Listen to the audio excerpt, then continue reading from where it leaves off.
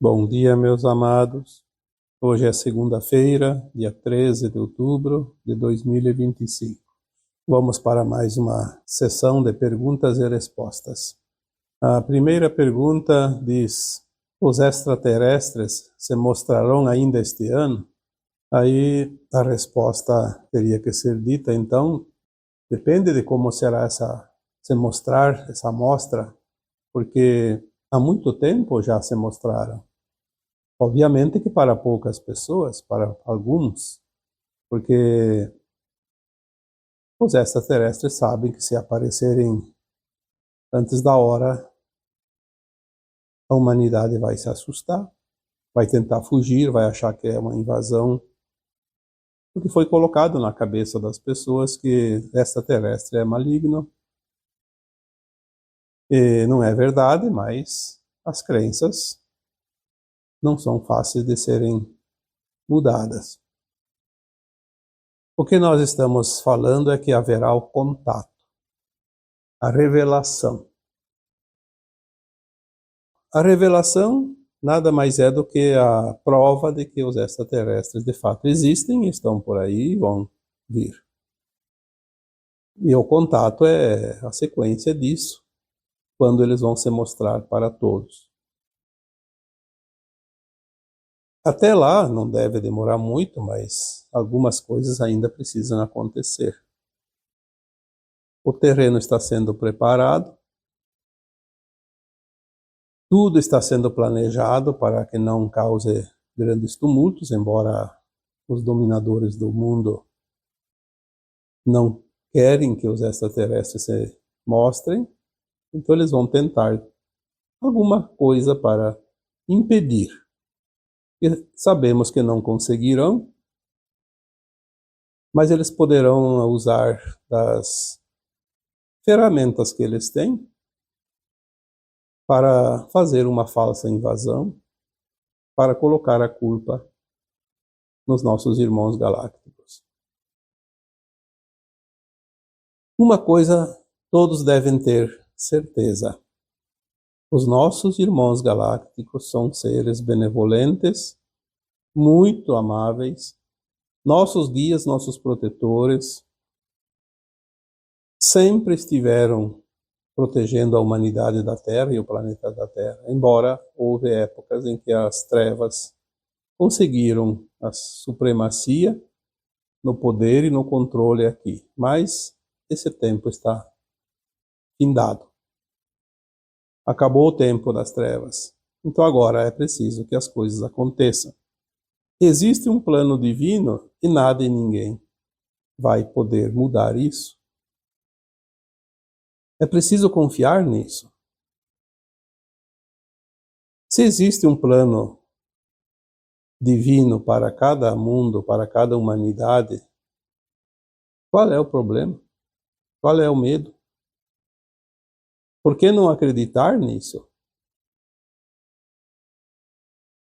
Será que eles vão se mostrar este ano? Nós não sabemos, porque haverá um momento em que o contato será realmente muito grande, onde será mostrado através das mídias, sem contestação.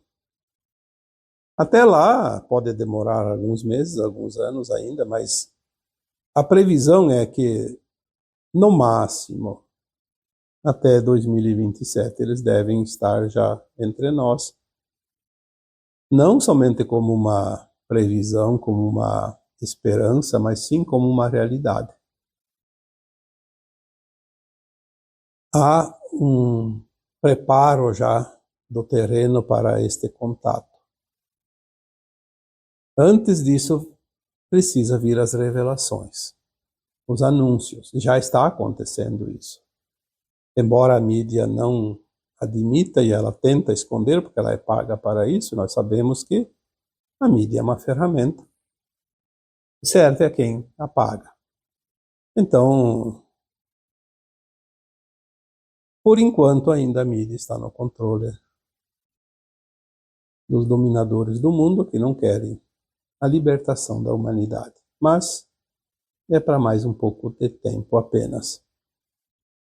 Então eu particularmente não acredito que os extraterrestres se mostrarão como de fato vão se mostrar ainda este ano. Apenas para responder aqui essa pergunta, temos as informações que eles vão aparecer, vão se mostrar, vão fazer o contato, e isso é certo. Quando? É difícil saber datas. Algumas informações dizem que será dentro de pouco tempo. Talvez, no máximo, aí, em torno de 2 anos. Vamos aguardar, porque essas informações precisas não são passadas. Quando se coloca uma data exata, quando se coloca uma afirmação exata, é meio complicado porque pode ser uma interpretação de quem canaliza, mas não uma informação adequada, porque sabemos que nós, nas dimensões superiores à nossa dimensão 3D, não existe o tempo, não existe calendário.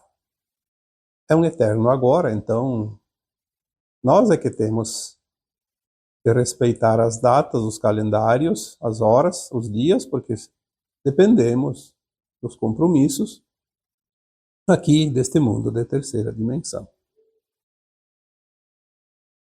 Uma outra pergunta diz: nossos irmãos pleiadianos, arcturianos, andromedanos, sirianos, etc., que são tantas e tantas famílias galácticas, estão em qual dimensão? Bom, dimensão é uma frequência de consciência, é um estado de consciência. Não significa que um planeta X, de fato, ele é da quinta dimensão, da sexta ou da sétima, especificamente.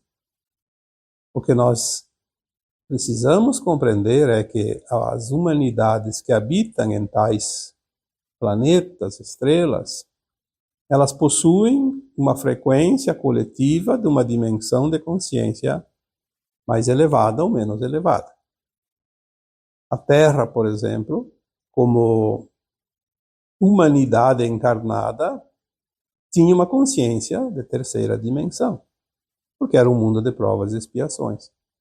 A alma que experienciava a terceira dimensão encarnada, ela, ao desencarnar, ia para uma dimensão de consciência um pouco acima, a quarta, porque ela, sem o corpo, a consciência se expande.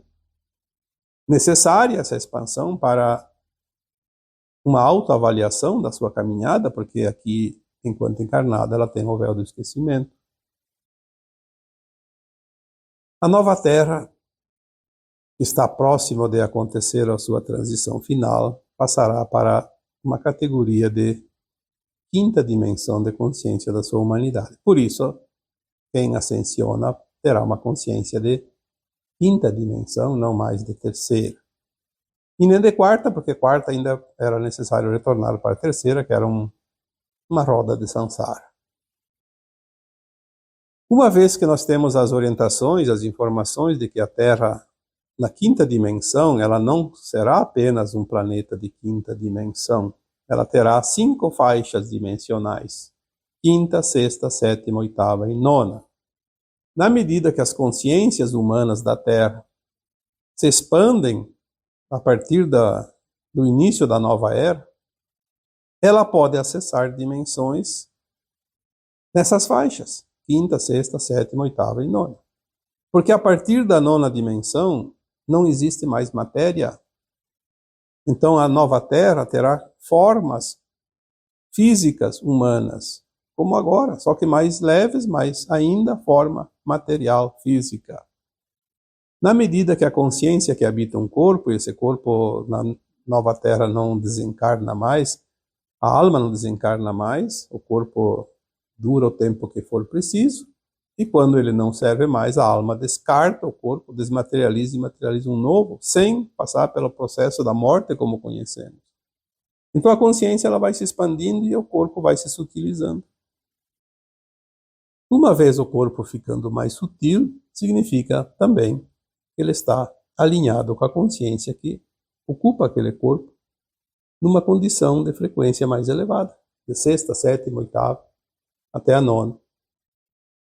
Então, todos os galácticos que têm formas humanoides, físicas, que pode se ver, e nós vamos ver com os olhos do novo corpo da quinta dimensão, nós vamos ver os outros corpos materializados de outras almas até a nona dimensão. Já falamos aqui, a partir da 10ª dimensão, o corpo será uma silhueta, uma forma como se fosse uma névoa. Não é matéria, ela é transparente. Podemos tocar e não sentir. E a partir da 12ª dimensão, será apenas um corpo de luz. E mais futuramente apenas uma consciência sem forma.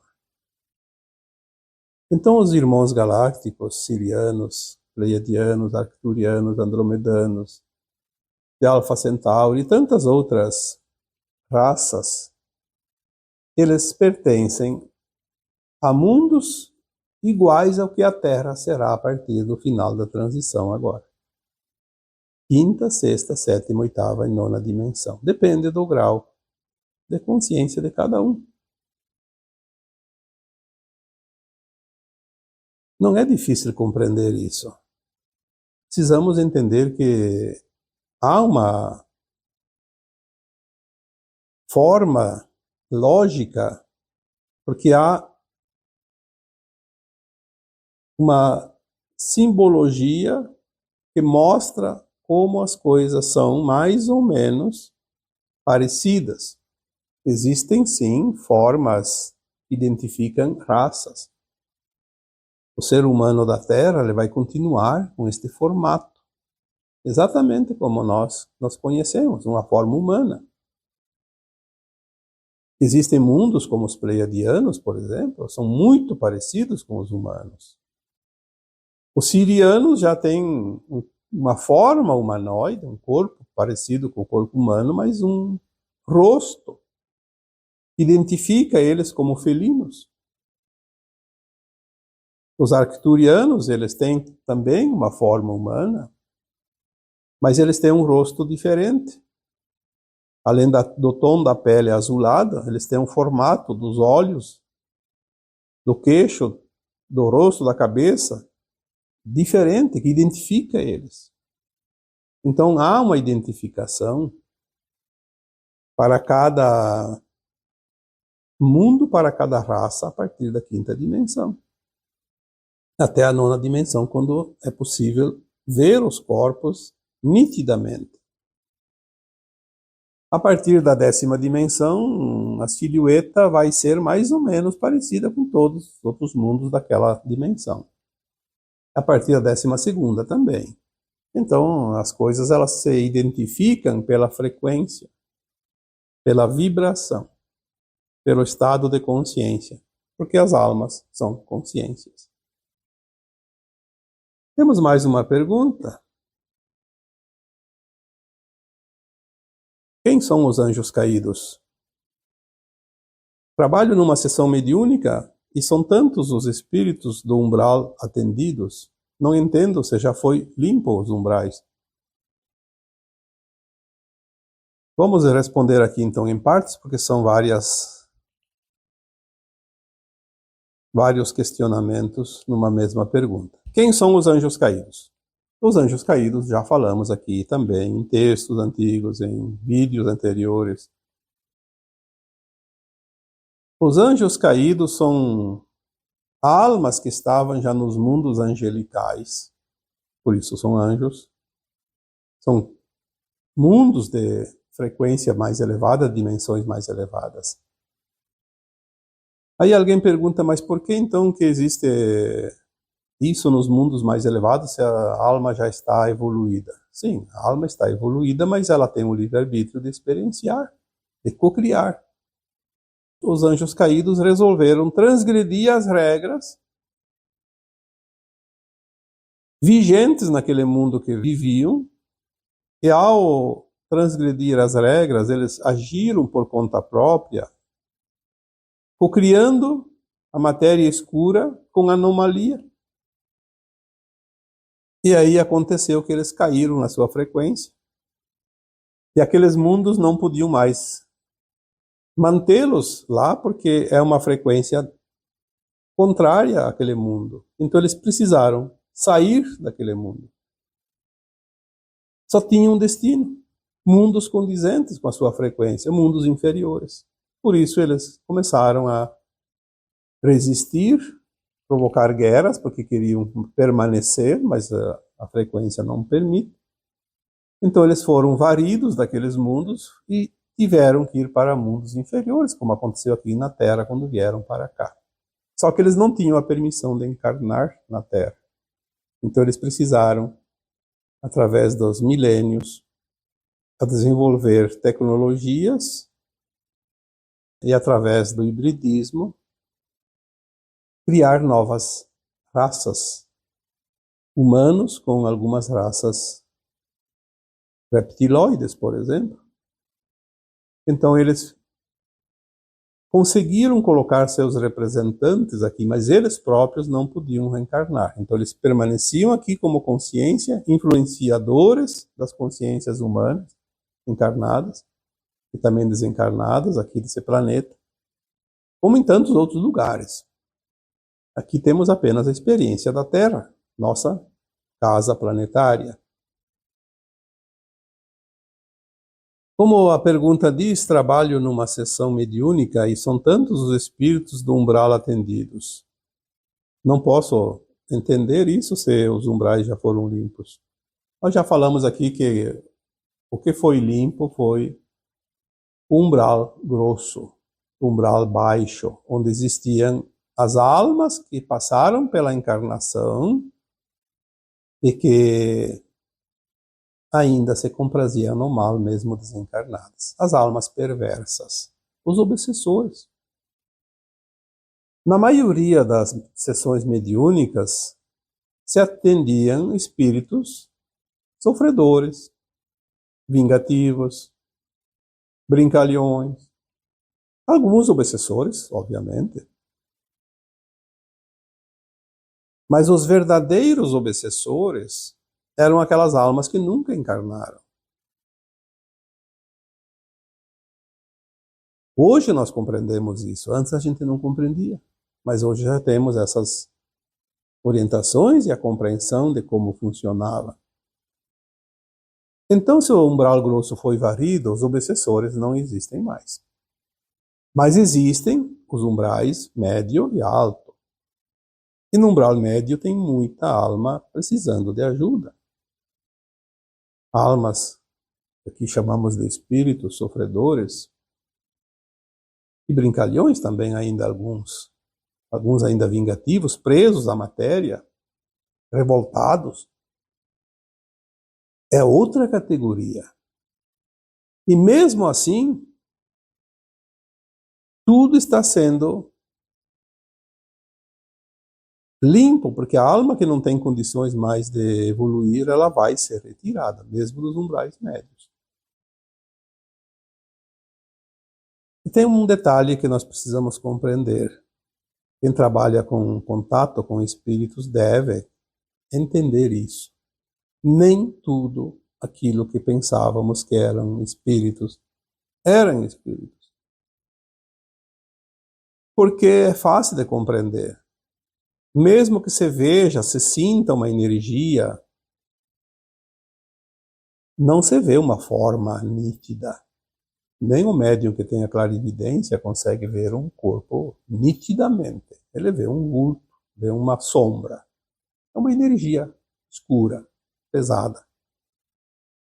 E muitas dessas formas negativas de energia, elas são criações mentais dos próprios encarnados, às vezes do próprio médium, ou de alguém que está ali próximo, de algum familiar, de algum conhecido, ou até de um desconhecido. Ele consegue sintonizar aquela frequência e da interpretação da crença de cada um, porque nós temos as crenças dentro de nós, e o médium não é diferente. Ele interpreta como um espírito porque ele aprendeu que era um espírito. Não é uma coisa material. Então, devagarinho, nós vamos compreender que nem tudo que aparece é espírito, alma desencarnada. É forma, pensamento, é memória, é registro de alma. Às vezes um trauma, às vezes uma vivência da própria pessoa que manifesta essa energia, mesmo inconsciente. Uma experiência que ela viveu no passado, ou entre as período entre vidas, lá no além-túmulo. É muita coisa para começar a entender agora que estava fora do currículo, porque ninguém falava disso antes. Então, continue fazendo o seu trabalho nas reuniões mediúnicas, porque é uma caridade, seja lá o que for. Pode ser uma limpeza de alguém que está ali na sala, ou do próprio médium, uma lembrança de vidas passadas, uma memória, mas é uma limpeza. É bom. Não se deve deixar de fazer esse trabalho. Acredite naquilo que quiser, mas faça o trabalho. Um dia, todas as verdades serão expostas. Outra pergunta aqui diz: como ficam os moradores de rua, os viciados, os mendigos? Eles não têm conhecimento da transição planetária. São milhares de almas marginalizadas. Olha, eu às vezes fico até sem respostas, porque são tantas coisas fáceis demais. Em primeiro lugar, a alma que está encarnada hoje em qualquer condição, seja um analfabeto, seja um doutor, seja um morador de rua, seja um morador de um palácio, não importa. É uma alma que já tem vidas anteriores a essa e ele foi diferente. Lembrando que em cada encarnação a alma veste um personagem, como um teatro, é um ator. Aquele que é morador de rua agora, que é viciado, que é, enfim, qualquer situação colocada aqui, mendigo, etc., é uma condição desta vida. Aquela alma tem outras experiências anteriores a essa. E ela escolheu passar por isso nessa vida, é uma opção dela. Tem um propósito, é um aprendizado, é um expurgo, uma expiação, é um alinhamento dos seus desvios de vidas passadas, enfim. Pode ser uma aprovação e pode ser também uma missão. Porque tem almas que vêm assim para desenvolver a compaixão nas outras pessoas.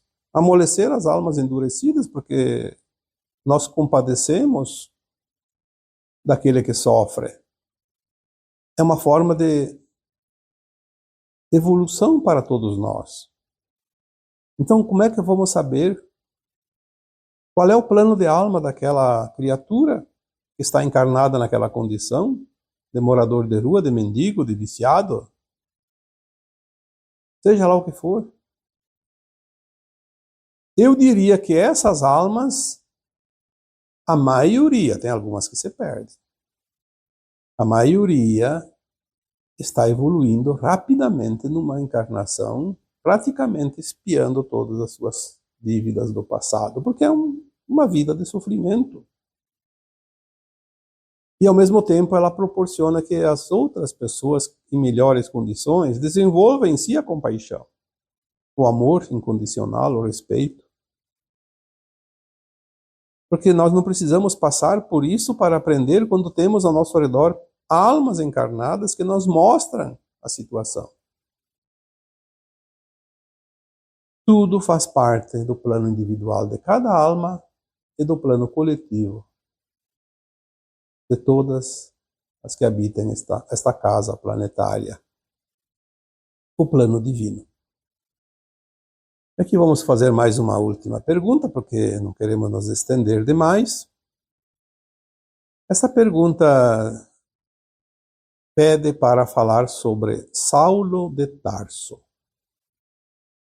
eu sinto que quando ele caiu do cavalo, houve um espírito entrante nele. O que você acha?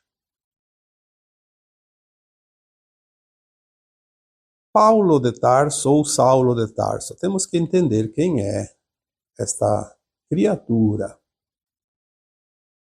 Tem um livro chamado Paulo e Estevão, psicografado pelo Chico Xavier, ditado pelo Espírito Emmanuel. É um livro que faz parte da série Emmanuel, do Chico Xavier. Um livro muito interessante. Uma vez que esse livro foi psicografado pelo Emmanuel estava vivo na época que foi narrada aqui a experiência do Saulo de Tarso. Saulo porque o nome dele era Saulo, Tarso porque a cidade que ele nasceu era Tarso, na Turquia. Mas ele foi viver em Israel, lá em Jerusalém, naquela região. Na época não existia o Estado de Israel. Naquela região ali de Jerusalém. Ele era um doutor da sinagoga, um dos mais hábeis oradores, jovem, mas de uma inteligência fantástica. Mas ele não acreditava muito nas suas religiões. Na época não tinha religião, na verdade, foi na época do Cristo, então as religiões vieram depois. Existia a igreja dos judeus, mas não tinha essa questão das igrejas cristãs, porque as igrejas cristãs vieram depois do Cristo. E foi na época que o Cristo também veio, foi naquela mesma época. Então, quem não leu o livro, eu vou aqui colocar algumas coisinhas, mas eu acho interessante ler esse livro, é muito gostoso ler esse livro. Saulo começou a namorar uma moça chamada Abigail e que tinha um irmão que chamava-se Estevão. E fugiram da perseguição porque eles pregavam a doutrina do Cristo na época, foi logo depois da vinda do Cristo. Então eles eram perseguidos e eles tiveram que fugir e mudaram de nome. A moça começou a se chamar Abigail e o rapaz começou a se chamar Estevão. E o Saulo de Tarso se encantou pela Abigail e começou a namorar.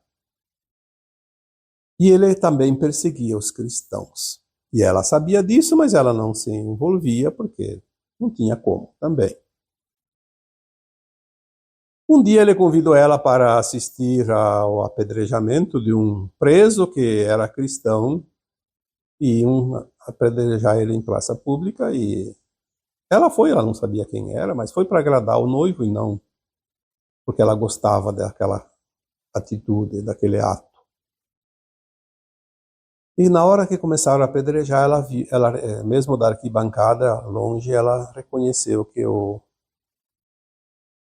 apedrejado era o seu irmão, Estevão. E ela ficou muito indignada com aquilo e rompeu o noivado. Rompendo o noivado, Saulo ficou muito bravo, muito nervoso e ficou realmente possesso. E ele acusou um outro rapaz que se chamava Ananias, porque esse Ananias ele dava como se fosse a aula de religião para Abigail. E ele achou que foi o Ananias o responsável para separar Abigail dele. E na verdade não era essa. Na verdade, Abigail se separou, rompeu o noivado porque ela não aceitou aquilo que o noivo praticou, que foi apedrejamento do próprio irmão dela. Ela não quis mais o namoro e ele ficou muito nervoso, muito bravo, e aí ele começou a perseguir o Ananias. Colocou alguns soldados ao lado dele e partiram de Jerusalém em direção a Damasco, capital da Síria. Porque na Síria, em Damasco, ele ficou sabendo que estava vivendo esse tal de Ananias, que tinha fugido também, obviamente, das ameaças do Saulo. Viajaram um tempo, um dia ou dois, até chegar nas portas de Damasco. E ao se aproximar da capital da Síria, Saulo e seus soldados se depararam com uma luz muito forte na estrada, na sua frente, e fizeram com que os cavalos parassem de andar. Tamanha era a luz, e o Saulo ficou cego. Ficou cego de tamanha luz que surgiu na sua frente. No meio dessa luz, uma voz disse para Saulo: Saulo, Saulo, por que me persegues?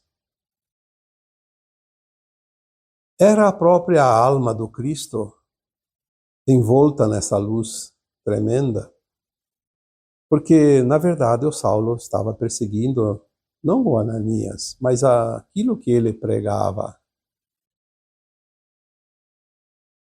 que era a doutrina do Cristo, pois era naquela época, provavelmente logo após a morte de Jesus. Eu não lembro bem as datas, mas é por ali. Quando Saulo ficou cego, os soldados não tinham mais o que fazer, deixaram Saulo lá e voltaram para Jerusalém. E o Saulo ficou abandonado ali, cego. E quem que surge para socorrê-lo? O Ananias, aquele que estava sendo perseguido. Ananias chegou, se acercou do Saulo e conversou com ele e impôs as suas mãos na sua face, na sua fronte, e a visão do Saulo foi restabelecida. Parece que já tinha se passado ali uns 3 dias do acontecido. Não foi logo na sequência, não. Saulo amargou ali, acho que 3 dias de escuridão. Quando se passou tudo isso, Saulo teve também um clarão na sua consciência, uma iluminação, e ele compreendeu tudo o que estava acontecendo. Ele sentiu a presença do Cristo Jesus naquela luz, aquilo que ele mais combatia. Reconheceu ali a caridade do Ananias, um perseguido dele, que foi aquele que restituiu a sua visão. Enfim, ele compreendeu a vida numa questão de fração de tempo e se converteu. De um perseguidor da doutrina do Jesus Cristo da época, se converteu num defensor da doutrina. E por causa disso ele começou a ser perseguido pelos seus comparsas das sinagogas, e que não aceitavam essa mudança nele. Então ele fugiu para o deserto, se recolheu no deserto e mudou o seu nome de Saulo para Paulo de Tarso.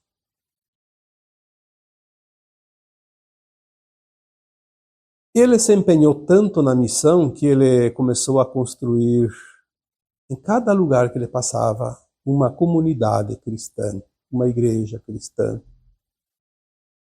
E era perseguido e era surrado, porque surravam ele tanto que disse que no final não tinha 1 centímetro na pele dele que não tinha uma cicatriz, uma marca, de tanto que ele apanhou, e ele não desistiu.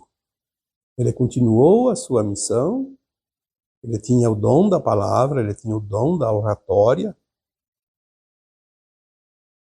e por fim ele foi preso e levado para Roma para ser morto, julgado e morto pelo Império Romano da época, pelos tribunais romanos.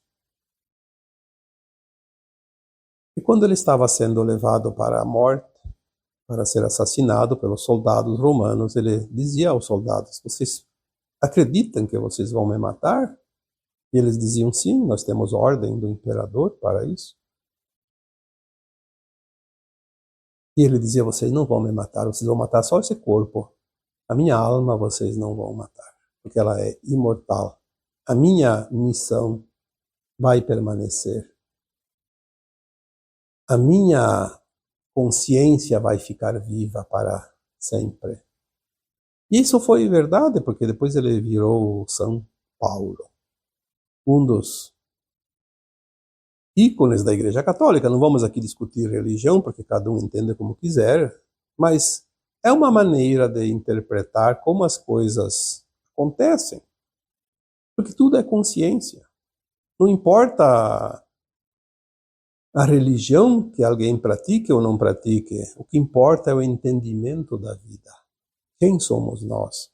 Somos almas. Após o desencarne não existe mais religião, não existe mais ideologias, não existe mais preferências, existe apenas uma consciência que está em condições de avaliar sua última performance na sua última encarnação e depois fazer um novo propósito, uma nova encarnação para continuar a evolução. Então eu diria que,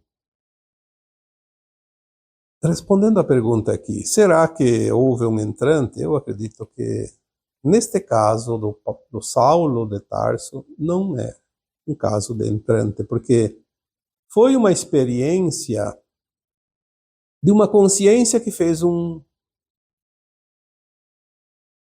mudança radical, 180 graus.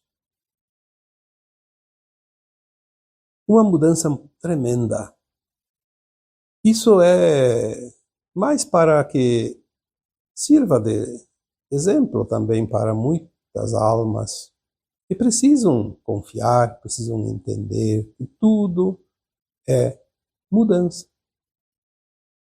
Nós podemos fazer o mal, eventualmente, já fizemos em todas as vidas. Fizemos o bem, fizemos o mal, afinal nós somos luz e somos sombra. Mas o importante é, no final de cada experiência, levar o aprendizado e a experiência positiva. Ninguém será totalmente luz sem ter vivido também os períodos de sombras. Porque esta é a dualidade, estas são as polaridades desse planeta escola chamado Terra. Compreender isso e fazer as mudanças amorosamente, sem culpa, sem medo, sem mágoa, apenas reconhecendo que tudo é aprendizado. E é esse aprendizado que faz com que cada alma evolua no seu tempo.